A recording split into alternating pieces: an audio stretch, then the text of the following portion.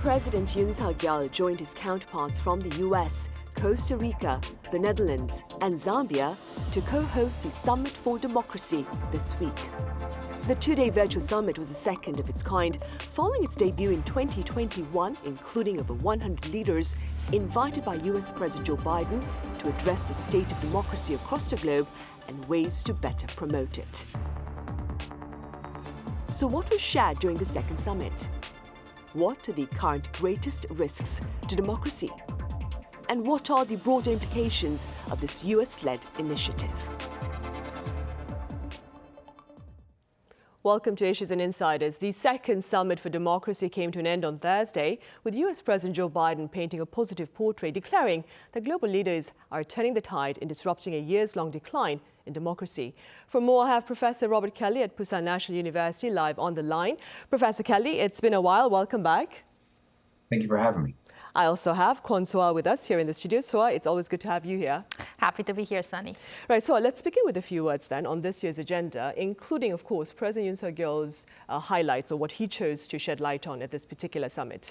Right, Sunny. President Yoon, as the co-host of U.S. President Joe Biden's second Summit for Democracy, alongside Costa Rica, the Netherlands and Zambia, led the first leader-level plenary session on Wednesday virtually, which was focused on democracy's role in economic growth and shared prosperity. President Yoon, in his remarks, underlined that democracy, which was the key to freedom and prosperity over the past century, now is facing major challenges.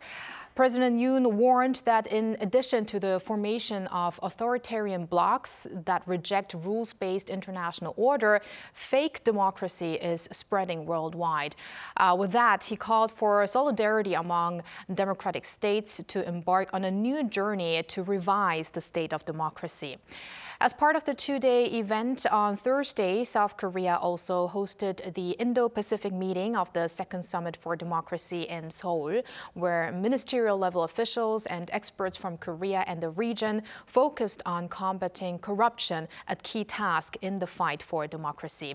Now, meanwhile, South Korea's presidential office noted that it's meaningful the country took the lead in dealing with the global issue of a retreat in democracy by co-hosting the Second Summit for Democracy that brought together some 120 global leaders. Right.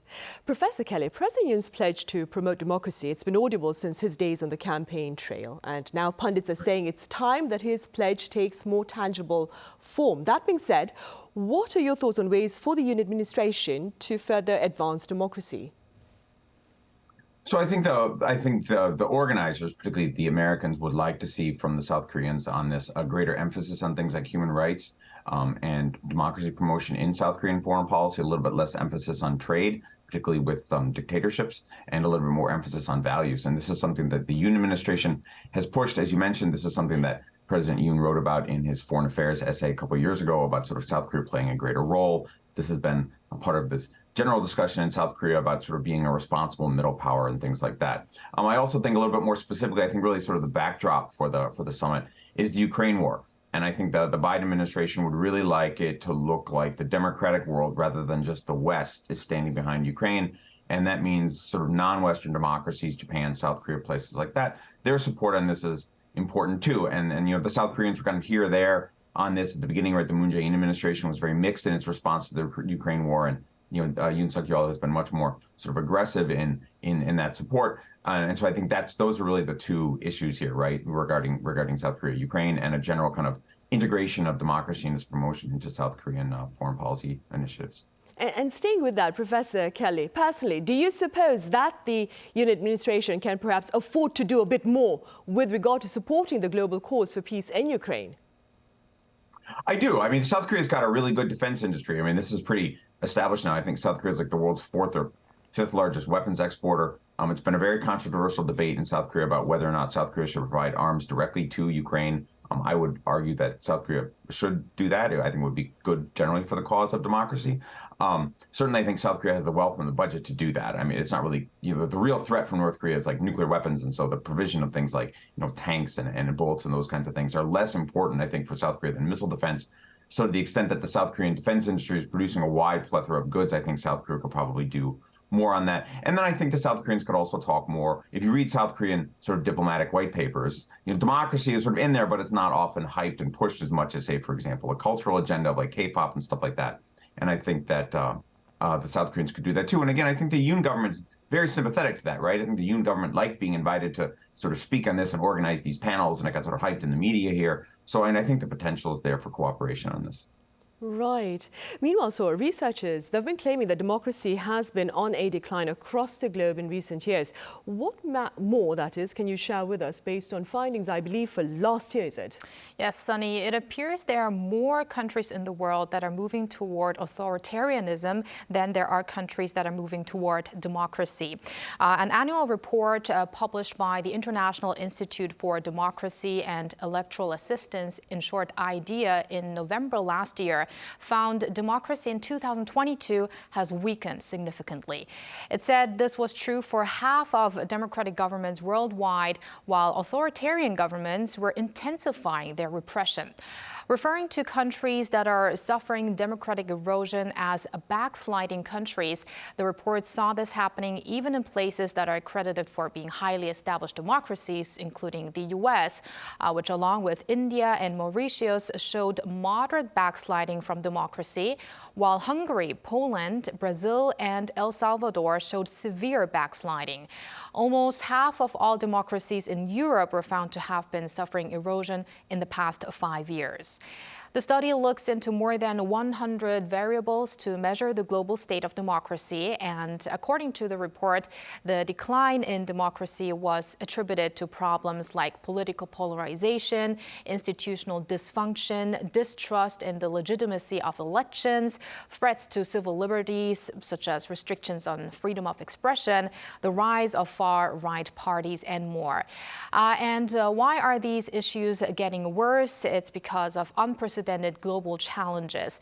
The study says leaders are faced with difficulties brought on by Russia's war in Ukraine, rising costs of living expenses, inflation, a looming global recession, nuclear confrontation, COVID-19, as well as climate change. There were also some positive developments noted in some regions in Africa, for instance, which maintained resilience despite of these global issues. Democracies in the Gambia, Niger, and Zambia improved. And according to the study, South Korea's democracy was assessed as having expanded significantly. And apart from China, East Asia remained predominantly democratic. Right, I see. And Professor Kelly, what do you believe are among perhaps the biggest threats to democracy as we speak? I think really sort of two. There are external threats, which I think most of us now sort of fully understand, right? I mean, it's pretty clear after the Ukraine war that the Russians at least have a pretty aggressive agenda for territorial revision in Europe, sort of undoing the Cold War settlement, and also ensuring that the states around Russia are not democratic, that they are in some way corrupted, or pseudo-democratic states like Belarus, where they pretend to have elections, but the same guy wins again and again and again. You have political parties, but they're all co-opted by the government. I mean, that's a real threat, right? And your report there just discussed this a little bit, right? I mean, this is a growing problem that we've noted in political science for a while, the emergence of sort of electoral autocracies, if you want to call them, like Orban's Hungary or something like that, right? Where you have elections and create some like strongman figure, and he's basically unconstrained by the courts, right? Political parties are corrupted, press freedoms are repressed. So there's that kind of internal challenge. And I would also point out, as an American, I feel obliged to say that, I mean, the Donald Trump is pushed in this direction too, right? With the assault on the U.S. Congress and everything else. So that's sort of the internal threat. And then the external threat is particularly Russia, right? Particularly Russia's desire to revise or change the settlement in Eastern Europe. It looks like Putin's interest in that is fairly substantial, right? That he doesn't just want to change sort of a little bit here and there in like Georgia or something like that, but really wants to sort of roll back a lot of what's happened in the last 25 years. And then also, of course, China, right, which has been significantly more belligerent in East Asia under this leader, under this current president, Xi Jinping, right? There's been a significant ramp up in China's use of economic leverage against opponents. The Philippines, Vietnam, South Korea, Australia have all kind of felt Chinese pressure, and that too is a threat on their democratic processes because it's sort of preempting them via external pressure. Right, and speaking about those two countries, Russia and China, as mentioned by Professor Kwon Soa, as was the case during the first summit, these two countries have been excluded from the second summit for democracy. And the response from these two countries, of course, was quite harsh, right? Right, Sunny. Just as they have been excluded, also just like around the first summit of democracy, China and Russia have been trying to undermine the meeting in advance through media outlets and also through high-profile figures. So let's start with Russia. Russian ambassador to the United States, Anatoly Antonov, denounced the second summit for democracy by laying out what he called flaws of the first summit, citing participants there. Speaking to the American weekly Newsweek, Antonov called the first conference an epitome of hypocrisy, adding this thought was even shared by a number of observers in the West. He criticized Washington's selection of invitees, suggesting some of them are deemed undemocratic, and said questions came up on the U.S.'s moral right to push its interests throughout the world, while the country faces its own serious problems at home, such as political and socio-economic issues. Also, the envoy claimed that the organizers of the summit have been encouraging participants to incorporate anti-Russian language in the joint final declaration, and that they are trying to form a human rights coalition against Moscow under the cover of enhancing democracy. Antonov said, quote, "It is extremely dangerous to cultivate in people the idea of their exclusivity regardless of the motive." Now, dangerous was also a word that appeared in an op-ed of the China Daily, which shared the view of three experts and accused the United States of reflecting a dangerous Cold War mentality by hosting the Summit for Democracy. It said rather than promoting democracy, the summit would lead to conflicts and political divisions among the international community. According to the opinion piece, some Western countries' aim is to kidnap democracy in a bid to manipulate the rest of the world. So basically, both China and Russia are trying to convey to the world that the Summit for Democracy is not really about democracy and are describing it as hypocritical. Right, and Professor Kelly, what are your personal thoughts regarding these stances shared by Russia and China with regard, of course, to US-led efforts on democracy?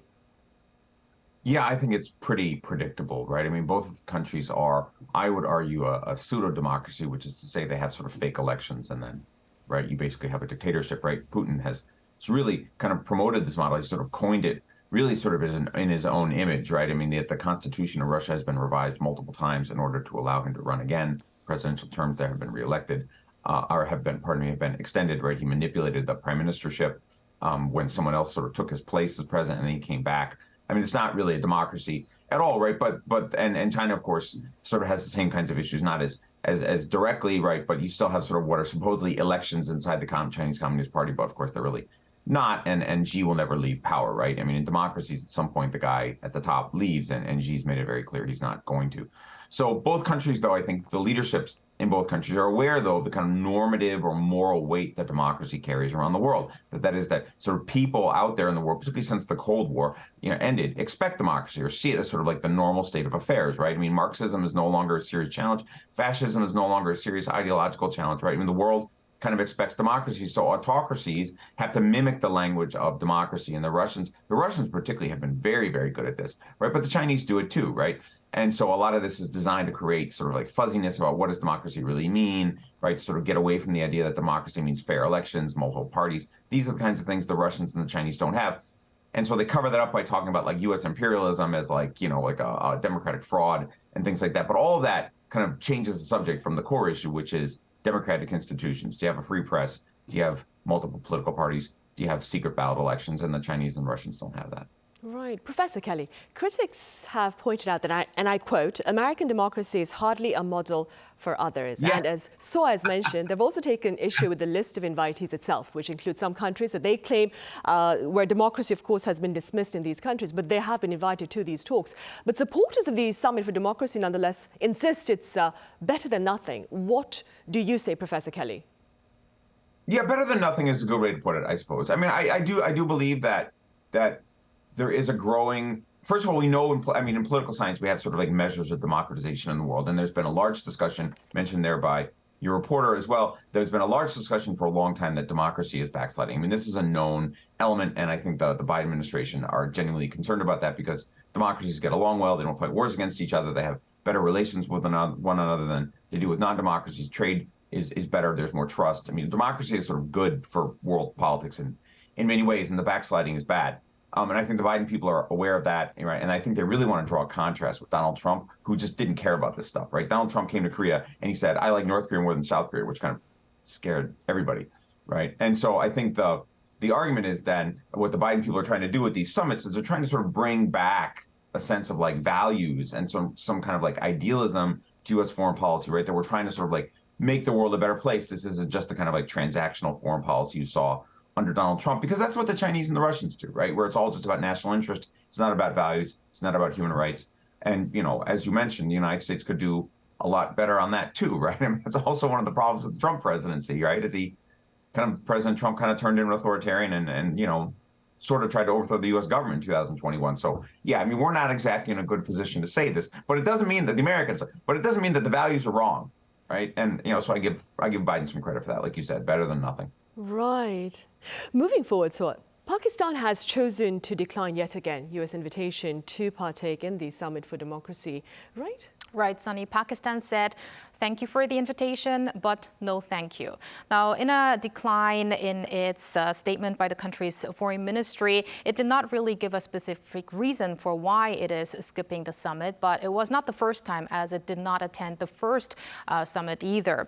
Now, Pakistan expressed its thanks to the U.S. and highlighted the country's friendship with Washington, saying under the current administration led by Prime Minister Shehbaz Sharif and the U.S.'s Biden administration, ties have widened and expanded substantially.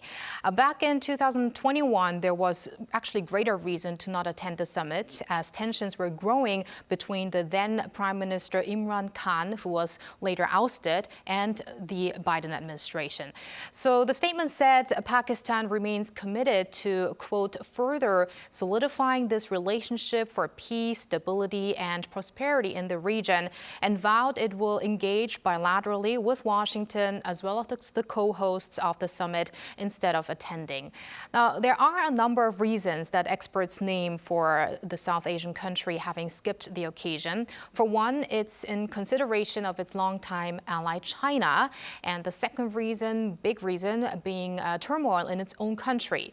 So despite Islamabad highlighting its wish to solidifying relations with Washington, more of that could be seen between Pakistan and China, the latter one, of course, not on the good side with the U.S. So Pakistan and China have cemented economic and defense ties in recent years, with Beijing having made significant investments in its South Asian neighbor, in particular under the Belt and Road Initiative, which is roads, power plants, and ports constructions projects.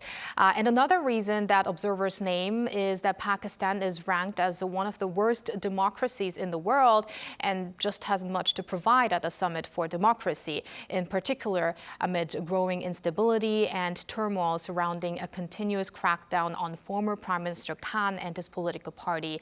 And one expert put it this way.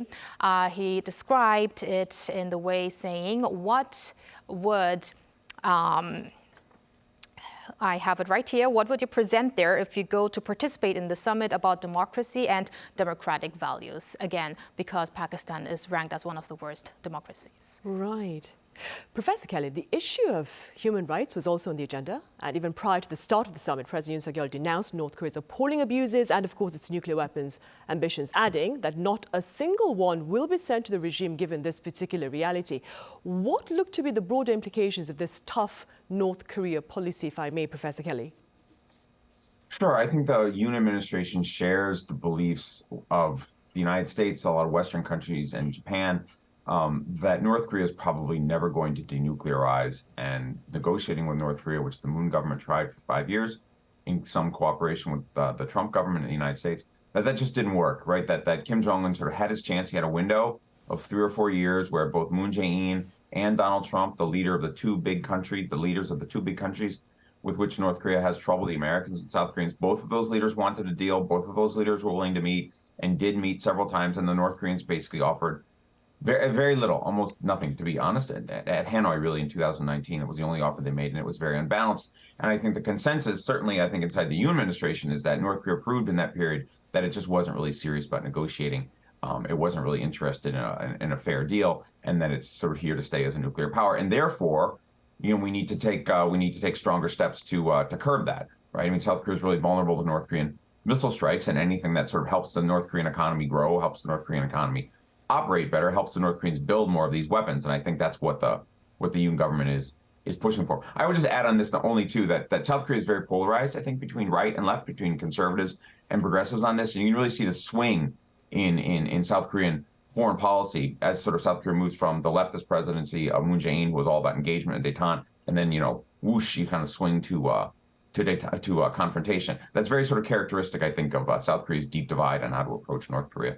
Right. Well, the Yoon administration is, of course, going to continue to put North Korea on the global debate table. And that being said, so I understand South Korea will be hosting the third Summit for Democracy. Could you tell us a bit about that? Sure. So on the occasion of the second Summit for Democracy, President Yoon expressed his anticipation for the third Summit for Democracy, which, as you said, will be hosted by South Korea, as he vowed to promote freedom, human rights, and the rule of law as the next host of the event. And Seoul's agreement to be the host of the third Summit for Democracy has been welcomed by the U.S., which actually broke the news ahead of the second summit. And in a joint statement on Wednesday, South Korean President Yoon Suk-yeol and his U.S. counterpart, President Biden, announced that South Korea indeed will actually host a future third summit, which reflects the two allies, what the two allies have been working on together, stressing common democratic values and respect for human rights, as well as the commitment to further strengthen political, economic, security, and people-to-people ties. Now, what's not known yet is whether South Korea will solely host this next event, or whether it will do that with the U.S., or whether we will have co-hosts again, as we had this time, where we had the U.S. leading the summit, but with 5 other co-hosts. So that we don't know yet. Right. I suppose we'll have to wait and see then. All right. So thank you very much for your time and your thoughts. And Professor Kelly over in Pusan, as always, thank you very much for your insights today. Thank you for having me. Right, well, on that note, we say goodbye. We'll be back same time next Monday with a look at the cost of living here amid rising prices. Join us then. Have a good weekend.